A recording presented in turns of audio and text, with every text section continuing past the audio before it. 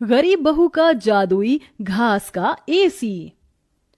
एक छोटे से गांव में सरिता अपनी बहू और अपने गरीब परिवार के साथ रह रही थी।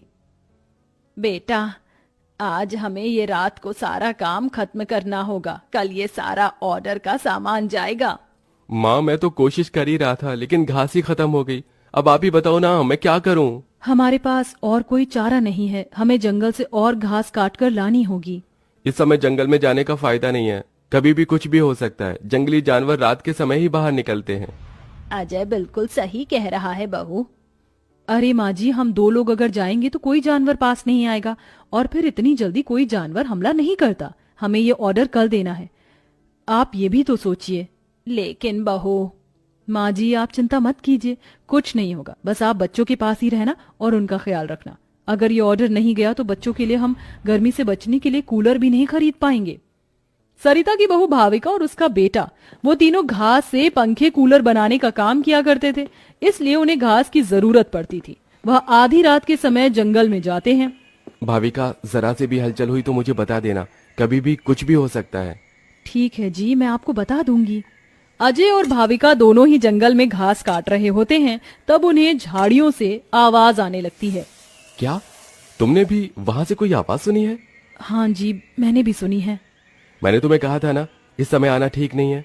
चलो देखते हैं उधर क्या है। भाविका और अजय झाड़ियों के पास जैसे ही जाते हैं, उन झाड़ियों के पीछे से एक आदमखोर भेड़िया निकलता है। भाविका, भागो यहाँ से, यहाँ पर तो बहुत खतरनाक भेड़िया है। अजय और भाविका दोनों अपनी जान बचाकर भागने लगते हैं। अजय, अब हम लोग क्या करें? कहीं भेड़िए ने हमें खा लिया तो? रुकना मत, बस भागती जाओ। भागते भागते वो दोनों जंगल से किसी तरह बाहर निकल आते हैं और भेड़िया उनका पीछा छोड़ देता है। जान बची तो लाखों पाए, लौट के बुद्धू घर को आए। रास्ते में चलते हुए आधी रात के समय उन्हें गांव के एक कूड़े के ढेर के पास एसी पड़ा हुआ नजर आता है। अरे देखो जी, यहाँ पर एसी पड़ा है।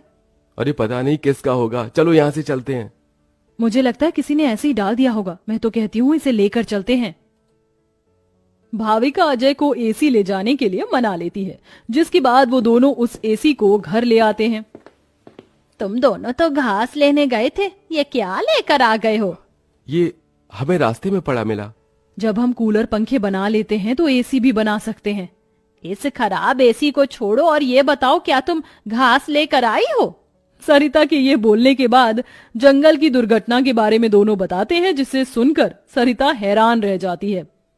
अच्छा, इसका मतलब बहुत बड़ी मुसीबत से बचकर आए हो तुम दोनों, और साथ में ये कचरा उठाकर ले आए।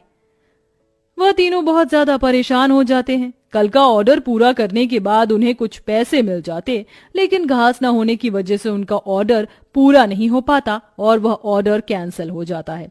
अगले दिन उनके टूटे फूटे घर के अंदर धूप की किरणें आने लगती हैं, जिससे बहुत ज्यादा गर्मी हो जाती है।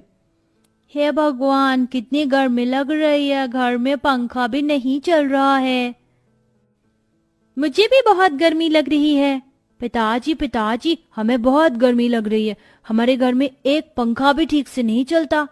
बेटा, थोड़ा सा सब्र रखो, कुछ दिनों में मेरे पैसे मुझे मिल जाएंगे तो मैं घर के अंदर एक अच्छा सा पंखा लगवा दूंगा।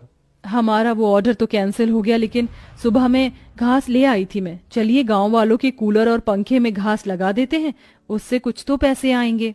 हाँ, तुमने सही कहा। भाविका और अजय दोनों मिलकर पुराने कूलरों के अंदर घास लगा रहे होते हैं, और यहाँ घर में राजू दिशा गर्मी से परेशान हो रहे होते हैं। काश कि हमारे घर में भी कोई एसी होता। तभी दिशा की नजर उसके पिता के लाए हुए एसी के ऊपर पड़ती है। अरे राजू, जरा इसे देखो, लगता है पिताजी हमारे लिए एसी लेकर आए हैं, पर उन्होंने ये एसी अभी तक क्यों नहीं लगाया? क्योंकि ये एसी खराब है, बस इसीलिए। कल रात तुम्हारे माता पिता को यह कूड़े करकट में मिला था। ये सुनने के बाद राजू इस बात से तो खुश होता है कि उसके पिताजी पुराना ही सही, कम से कम एक एसी तो घर पर लेकर आए। कुछ देर बाद वह अपने दोस्तों के पास खेलने चला जाता है। ढोलू ढोलू, कहाँ हो तुम? चलो खेलते हैं। आज मैं नहीं आ सकता, बहुत गर्मी है, और इतनी गर्मी में मेरा मन नहीं कर रहा है आने का, क्योंकि मेरे घर के अंदर एसी लगा हुआ है। मैं उसकी ठंडी हवा में ही बैठना चाहता हूँ। क्या कहा? तुम्हारे घर के अंदर भी एसी है? हाँ, और हमारा एसी बहुत अच्छा चलता है, बहुत ठंडा कर देता है घर को।